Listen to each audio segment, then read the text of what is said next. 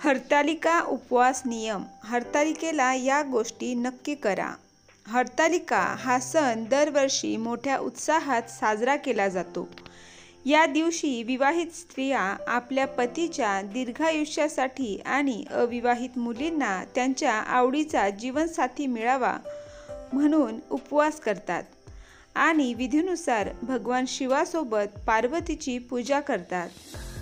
या दिवशी भगवान शिव आणि माता पार्वतीची पूजा केल्याने वैवाहिक जीवनात सुख समृद्धी, गोडवा आणि मनोकामना पूर्ण होतात. या पवित्र सणात काय करावे आणि काय करू नये याची आपण माहिती घेणार आहोत.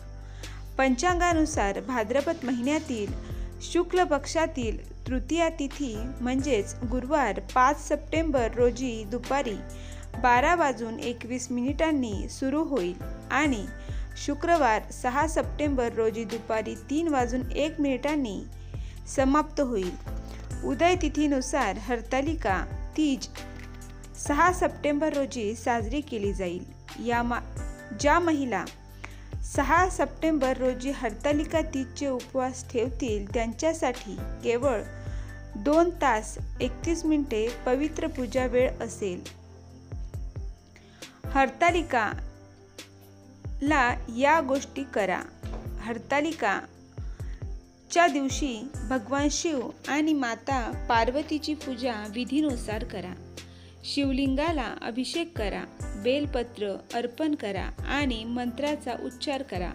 विवाहित स्त्रिया या दिवशी निर्जला व्रत करतात, म्हणजे ती दिवसभर काहीही खात नाही किंवा पितही नाही. विवाहित स्त्रिया 16 मेकअप करतात आणि हातावर मेहंदी लावतात. महिला झुल्यावर डोलतात आणि पारंपरिक गाणी गातात. हरतालिका कथा जरूर ऐका आणि पूजेनंतर गरजूंना दान करा. हरतालिकेला या गोष्टी करू नका.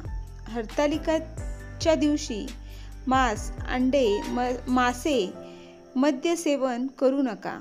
खोटे बोलणे टाळा. रागवणे टाळा. अपमान करू नका. चुकूनही कोणाचा अपमान करू नका. नकारात्मक विचारांवर लक्ष केंद्रित करू नका.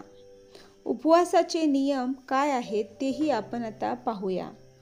हरतालिकेच्या दिवशी पूर्ण शुद्ध राहा, सत्य बोला आणि इतरांशी दयाळूपणे वागा.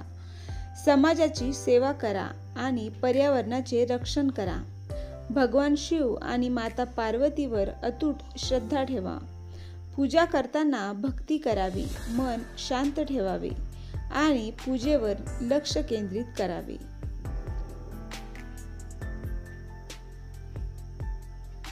महिलांसाठी हरतालिका खूप महत्त्वाची आहे.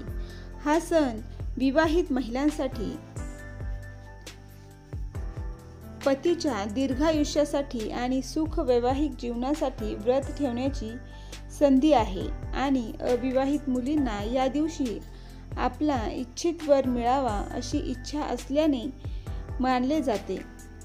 हा सण महिलांच्या सौभाग्याचे आणि समृद्धीचे प्रतीक मानले जाते. हरतालिका दिवशी महिला एकत्र येतात आणि एकमेकांवर प्रेम करतात. हा सण भारताच्या समृद्ध सांस्कृतिक वारशाचा एक भाग आहे, जो धार्मिक श्रद्धा मजबूत करतो. धार्मिक मान्यतेनुसार हे व्रत मोक्ष प्राप्तीचा मार्गही आहे. धन्यवाद.